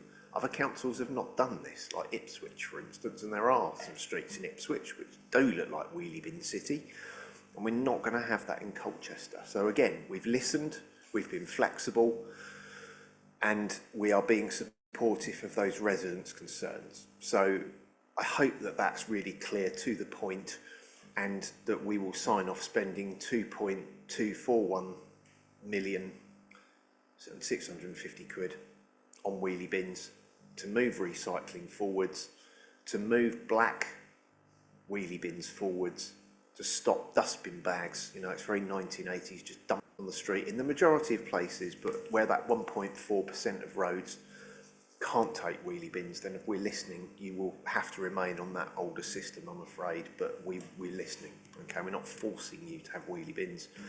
But we can't have those streets with one on wheelie bins and one on black sacks. It's not a pick and mix. It's not like going to the cinema and having a pick and mix. You have to have some uniformity for health and safety of our staff and for cost effectiveness of having the same types of vehicles, not some with bin lifts and some with not. So I hope that's really clear. I'm happy to take questions or comments, but if not, can we just get on and approve this and make it happen for people? Thank you. It's a great proposal. Councillor Young. Well, this has been taking a few years, hasn't it? I wouldn't like to think how long we've been talking about wheelie bins, but it's really good to get to this point. Yeah, I think it's cause for celebration. Couple of things I wanted to say, and you know, this is about looking after our staff, looking after our environment, being more cost effective, and all of those things are the reasons why we should be doing this. Asking for a friend. If you want a smaller bin than the big bin, how do you go about getting a smaller bin? Because some of us do so much recycling, Mr. Goss, that we don't really need a big black bin. So asking for a friend, how do you go about getting a smaller bin? So in terms of standard black sack wheelie bins, we're sticking with 180 litres, which is the equivalent of 3 black sacks, and we haven't downsized for anybody. Where we're staying uniform is on the black sack wheelie bins. We do actually offer bigger wheelie bins for families that might have children with nappies, so we offer a 240 litre wheelie bin for those families. But again, that's only for a period. We don't offer it forever because, you know, the majority of children are not going to be in nappies forever. So once they're older, we will remove that and they'll go back to a 180. So there again is flexibility, but we don't offer less than a 180. On the recycling front, again, we're trying to stay uniform because at the end of the day, the more bins you have that are the same, the cheaper it is. Again, 240 litres should be more than enough for recycling as long as you squash it all down. You don't need to also be unenvironmentally friendly by putting it in sacks, straight in the bin. The strap line, actually going to marketing, is open the bin and chuck it in, right? Make it easy for people. You can use that, John. And it is about making it easier. And again, the officers got pushback from me on large cardboard, and it has been agreed that big cardboard side waste is allowed. Because again, if you buy a new TV, it's going to fill up your wheelie bin, isn't it? And people have got to stop putting polystyrene in with cardboard. Polystyrene should be outlawed. It's disgusting, horrible stuff. You can't recycle it. But you also don't put it in your recycling because it will contaminate. So please don't. It goes in your black sack, black bin. So there is possibly some flexibility to give bigger bins for people that do lots of recycling to a 360. Again, we did talk about whether we charge for that, but I pushed back and said that wouldn't be appropriate. So there is flexibility. I've never known an organisation, to be fair, when you compare us to other councils, that offers more flexibility. And I think that's the point. I know we always get lots of public criticism for whatever we do, but we are more flexible. You don't go to Ipswich and get a bigger bin, and you don't go to Ipswich and get other alternatives. So, you know, we are listening, and people that accuse us of not listening, this has had so much consultation, so much pushback and so much work. I have to say, actually, I think the team's done an amazing job, and I don't offer compliments that easily. So I do think the team has done an amazing job to give the residents as much flexibility, and there'll still be people that complain and want to be rude to me, but whatever, bring it on. Thank you very much indeed, and Councillor Young, I hope that's helped your friend. And Martin, I hope it's helped officers and John behind you to have a public compliment from you, because it's well deserved and it's great work. Now, I don't want to make this too long, okay? But Councillor Luxon-Vaughan and then Councillor Pearson, and then we'll close on this. Thanks. I've got a friend as well. Have you? Yeah.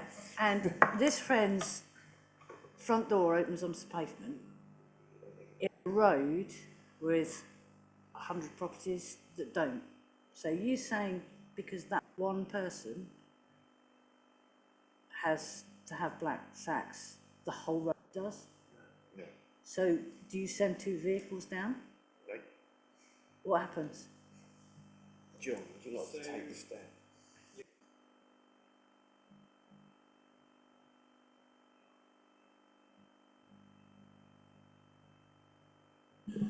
There are criteria agreed which are in the new waste policy for pilot areas, which will become the default policy, and it basically explains which houses will have the standard service and which won't. The standard service is a wheelie bin for black waste and a wheelie bin for dry mix recycling. The non-standard service is residents continue to use black sacks. We can accommodate properties next to each other with both methods of collection. We have approved ways. We want to limit the number of sacks. It makes a lot of sense to limit the number of sacks. Single-use plastics are not environmentally friendly, and the bins we're proposing to roll out have an industry life of 10 years and a replacement rate of 5%. We've found our bins are about 9 years old. Our replacement rate's nothing like that, it's about 3%. So we will get a lot of value out of wheel bins. So I think the answer is that flexibility is not going to force the whole street to have black sacks. Where there's the odd property, yes, we can flex. And again, other councils, to be clear, will not do that. They will just give you all wheelie bins and suck it and see. A good product of all the push and shove, let's be honest about it, consultation and test and challenge, and now we get the fruits of it. John's hard work and the rest of his colleagues. Chris, please. Thank you. Just very quickly then, I shall be doing a jig going hurrah when my wheelie bins turn up, because this is long overdue. I think in terms of the black bins, I get the reason why they're going to be standard sized. We put a black sack out every second or third pickup because we produce so little general waste. So I think that is what will happen. You know, I'll have a big black bin that will probably go out once a quarter. And I think that's what people have to do. The one thing that I just wanted to say, and I think Councillor Young touched on this, is we need to be mindful that our waste recycling team has a sickness absence rate that's half as high as the rest of the council's employees. And this is a way of protecting them and reducing that as well. So it's got health and safety implications, and I'm fully in favour. And when your bin's delivered, I'll happily pop out of it, as a promise, and we'll make that happen. And I think on the sickness level, again, the facts and statistics show that there's 3 days difference between black sacks and wheel bins because the machine does all the work, not somebody's back. So that's a huge difference, and there's a cost to that as well, human cost and a cost to the public purse. So this will also help. If you wrote a business case, you couldn't write something more compelling on a number of fronts, and most likely our recycling will go up because you'll be able to open the bin and chuck it in. And therefore it makes it easier for people that chuck it in their black waste. There's no excuse. The other thing, of course, is we can fine people if they don't recycle, you know, draconian, but those powers are there and we have adopted them and we can use them if needed. So I really do think we should be quite proud of this, and I know that having the experience of having run wheelie bin service for so many years, we know what we're doing, we know how to roll them out, we're going to companies that know what they're doing, and overall we're not even literally pushing it all on Colchester on the first day, we're doing it in stages. You couldn't do something more risk averse if you tried. Thank you, Martin. So this is good. Thank you. Never at a loss. Councillor Goss. Right. As set out in paragraph 2, I know it's terrible. As set out in paragraph 2, and just remember those words. But you know, tonight, for good reasons, we had to say we've done. We, in the royal sense, are doing things which are good for our environment, for our residents, and for the public purse. So, you know, thank you for all the work, Martin, for you and the colleagues as well, for all you contributed. John, you're up there rightly at the table. There's a lot of hard work behind it to get to this point, so thanks very much. Right, so as set out in paragraph 2, agreed? Right, fabulous. 10.4, finally, on to one of Martin's favourite subjects, which is NEP. Over to you. Yeah, so the NEP is the lead authority for all the other councils. It's running well. Colchester is one of the biggest NEP contributors financially to income, which I think is another point that we should make compared to the other council authorities in there. And with LGR coming along, we need to extend this to 31st of March 2028. And the agreement that we have has been the subject of debate actually at NEP meetings, and some councillors took a sort of Councillor Goss approach to things and actually decided to be hands-on and rewrote it instead of the officers doing it. I delegated it to the officers, I don't do things like that. So again, this has come under previous scrutiny, so really this is, do you agree to extend it to the 31st of March 2028 in line with LGR? I mean, it's a no-brainer, we have to do it. Okay, that's all it is. There's no nothing complex about it. So I would recommend we just get on with it. Okay, thank you. Set out in paragraph 2, agreed? Thank you very much indeed. Right. Patricia Barry's waited a long time for this item. Natural History Museum. No? Oh, goodness me. Oh, heavens, not another Councillor Goss. Well, the Right. Martin, over to The you. Thank recycling you. rate's going to go out of all of David's paper tonight. Right, so 10.5, this again is just an extension of the current technology that we use for MI permit and the car park machines. Again, you can't operate the NEP, the car parks, without it. And again, just in line with LGR, can we please just extend it to the period recommended, which is the 31st of March 2028. Interestingly, 200 councils plus use this technology already, so it is kind of market leading, and we will continue to review technology, but this just takes us to LGR to be in line with, again, what we should be doing. So again, it's just a no-brainer, really. Colleagues, are we agreed? Right, thank you. Now we're on to item 11.1, Natural History Museum.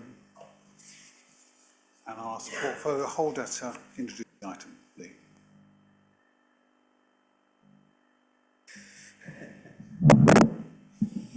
Okay, yes, so this was agreed by us that we, obviously Natural History Museum, as we've seen, has a big white facade around it at the moment, and that's because the roof is collapsing. And I'm even told that when we were bidding for money, the people were there and a big chunk of brick fell off, and they went, wow, you really do need this money, don't you? But as we know, it's one of the buildings that we're liable to repair because of its status. It's really important for local people, for local children to use. Families absolutely love the fact it's open again.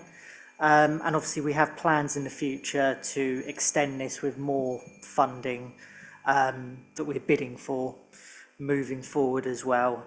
And for me, it's that kind of triangle of museums that we have. So you have the castle is the big one, then you have Holly Trees, and then opposite that you have Natural History Museum. So it's almost our centre of tourism, I guess, when people come here. And then you have our amazing park. Probably less said about the potholes to cross the road, but still. But yes, this is to approve funding from the council to make sure that this is repaired. And I have been informed that we have been successful in our MEND funding. They just took a bit longer to get back to us, that's all. But I think that's a credit to the team who always knock it out the park when it comes to these bids, and a credit to Colchester as well. People recognising the history we have here. So yeah, hoping people can support this and we can hopefully make it look a lot smarter in the coming years as you come in from that side of town. Thank you very much. I ask you because it's down to outputs and outcomes, and that's your lead on that, your patch for us. Councillor Coy, of course, as we said earlier, is not able to join us tonight, but I know how supportive he is of this and the wider mix of assets, disposal and investment. And it's good to see both sides of the ledger. Anything else from colleagues on this? Josh, please. Thank you. Thank you. No, I'm delighted to see that there's going to be that funding in place to repair the museum. Yeah, I spent many happy hours there when my kids were younger. It's a really great asset, and it's particularly great for sort of younger children as well, the sort of size of it. It's a great location. You can get kids out into the castle park afterwards. So I'm just really pleased to see that that's going to move forward, you know, future generations. You know, obviously we have visitors that come into the city and enjoy it too. So really delighted. Thank you very much. So the decision as put before us, are we content to agree? All right, thank you. In the hope that I've got the order right, the next item will be the annual environment and sustainability report for 25-26, and I've been told that is curiously correct. And we've got a report and we've got a covering extract from the draft minutes, which resolves that the environment and sustainability panel report be considered and approved and recommended. Clearly it's here for us now for our approval. I'll open this up for observations from colleagues.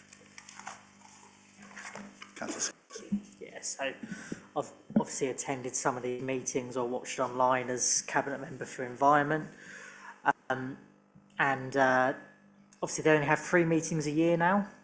And I think some of that is limited. Well, we know that we're limited to what powers we have. I mean, when I was back on, when it started, we were talking about many, many issues, but they came under County Council. And I think we found that we were kind of banging our head against a brick wall. But also we've had a fantastic sustainability team that are hard to scrutinise because they do such a great job. So if anything, they're turning up to just tell us what a great job they're doing. So, I mean, moving forward, I do think there's scope for what do we do with this committee? We can continue as it is, but is there scope for giving it a bit more oversight? I don't know whether over LGR or we used to have a policy panel. I'm not sure, but it feels like there could be more potential here because it feels it's narrowed with what it is, and that's no reflection on the chair or the members on there.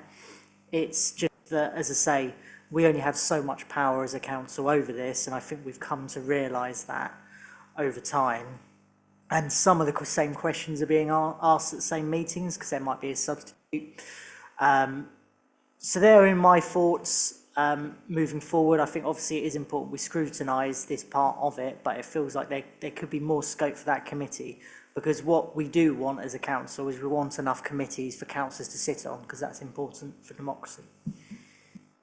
Thank you. I'd rather, if I could, I acknowledge that observation and take that forward to the sort of close of the year conversations we will naturally have when we look at the next municipal year. Otherwise, I think we could spend some time on it, and it's absolutely legitimate we do. So perhaps let's just acknowledge that. What we ought to, I'll come to Councillor Goss-Martin in just a second.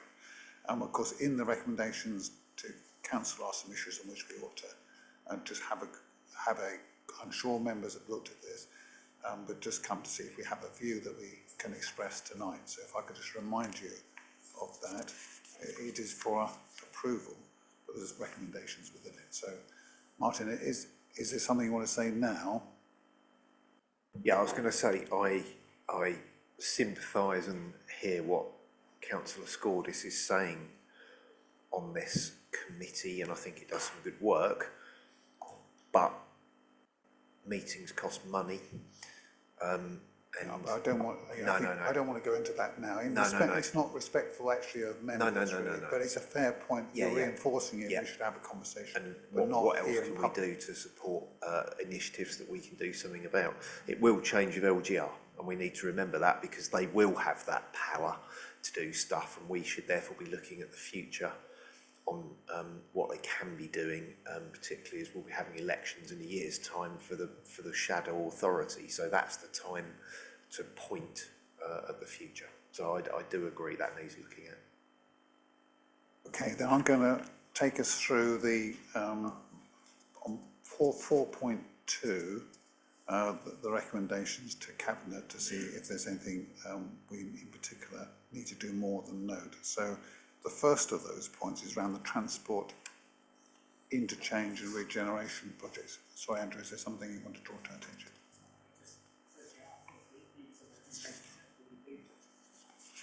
So we're just resuming, so we're running through them again. So, thank you. So if I could turn it round, is there any action that we need to take on this that we haven't? Okay. Right, are we comfortable? No. All right, okay then, thank you. Sorry, thank you for pulling us back from it's another black hole, the brink of another conversation. It'd be interesting, might come up with different conclusions, might we? All right, so we're content to note anything. Yeah, agreed? Thank you. And that would include Appendix 1, which is the CAP for year end. I can feel I'm losing you. Come back. All right. Item 13.1, members of Cabinet, progress of responses to the public. This is where Richard Clifford steps forward and surprises us. No surprises, Chair. I don't really have anything to add to the report. I think there was just one shown as outstanding on the table when it was published, but I think that has been now dealt with. So I think they're all done. Thank you. Richard says every now and again, but thank you for the record keeping, the administration with colleagues of Cabinet and for that matter, other business. It's really vital that we track what we say to the promises we make to the public, make sure that they're delivered. That gets us to, I think, Part B items, correct? Cabinet, we've talked these through at least twice. I'm very happy to close and go into them, but they underpin the decisions we've already made tonight. Does anybody feel that we need to go into Part B? Okay. All right, thank you. Then in which case, well, they have recommendations. So for the record, I'm asking us to collectively accept the recommendations on the basis described. Agreed? Thank you very much indeed. I ask you to stay at the table just for a moment. Any other business? You're not allowed any. But the meeting has closed. Thank you for the support of officers around this room and in the background who the Chief Exec to you, Pam, as we come towards the end in Cabinet business, at least formally, the end of the municipal year. So we've got many more weeks of enjoyable times with each other. Whether you like it or not, we're here. You're the Cabinet to May, whatever may happen. All right. That's the end of the meeting. We can close the live stream. Thank you all very much indeed. But if you stay at the table for a moment, I'll ask you to do that. Thank you. No, but like at the end of term, you just go again.